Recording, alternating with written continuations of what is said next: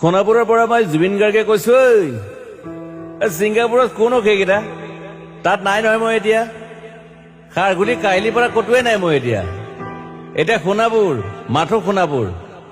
সোণাপুৰে মোৰ শেষ ঘৰ, শেষ মঞ্চ। এতিয়াৰ পৰা গান নাগাওঁ আৰু মই মাথো শুনিম। স্পেচিয়েলি মই নাইট ছুপাৰ কেইখনক কৈছো, উজনিলৈ অহা যোৱা কৰোতে সোণাপুৰৰ এই ঠাইখিনিতে মায়াবিনীটো ডাঙৰকৈ বজাবি। ৰৈ থাকিম উজাগৰে ৰাতিৰ বুকুত। মই আগতেও কৈছিলো আৰু এতিয়াও কৈছো, মোৰ কোনো জাতি নাই, মোৰ কোনো ধৰ্ম নাই। সৰু সজাত দেখুৱাই দিলো কোন অহা নাই তাত। ব্ৰাহ্মণ, কলিতা, আলী, ৰহমান, ডেকা, বড়ো, ৰাভা, পূজাৰী আৰু এইটো কি কয় নমাজ পঢ়াই যে মৌলবীও আহিছে সৰু সজালৈ। I love people, I love man. সেইবাবে মুখ্যমন্ত্ৰী হিমন্ত দাকো কৈছো, মই বিৰোধী দলকো কৈছো, লুৰি নকিল সকলোকে কৈছো, পলিটিক্স নকৰিবা বন্ধু। মই সৰু সজাইৰ মানুহৰ অসমখন বিচাৰিছিলো। চাই থাকিম সোণাপুৰৰ পৰা। খেলি মেলি হলে কষ্ট পাম, উভতিও আহিব নোৱাৰিম। যোৰহাটৰ মানুহখিনিয়ে কষ্ট পাইছে বুলি শুনিছো। মোৰো যাবৰ মন আছিল। প্ৰিয় ঠাই, দেউতাৰ ঠাই। উপায় নাই, পলম হলে শৰীৰটোৱে কষ্ট পায়। বাকী গৰিমা আৰু দেউতাই গুৱাহাটীতে থকাটো বিচাৰিলে। একো নাই, গুৱাহাটীলৈ আহিলে মাত দি যাব। সোণাপুৰতে থাকিম।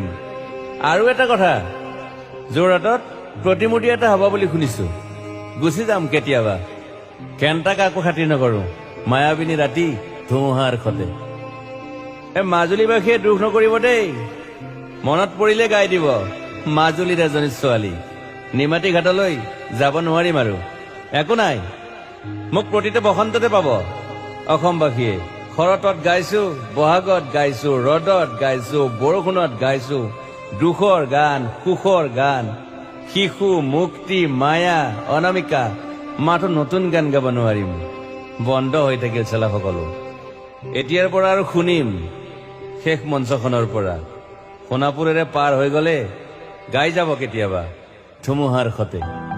মাজতে সাঁথৰ এটা কওঁ, ছিংগাপুৰত মহন্তদাই কোৱা মতে নৰ্থ ইষ্ট ফেষ্টিভেল আছিল। মই আগতেও কৈছো, সাগৰ মোৰ প্ৰিয়। সিদ্ধাৰ্থ, শেখৰ, মই একেলগে সাগৰ গলো। পিছত গম পালো খেন্থা মই মৰি থাকিলো বোলে। বাকী নাজানো ক'ত কি হল।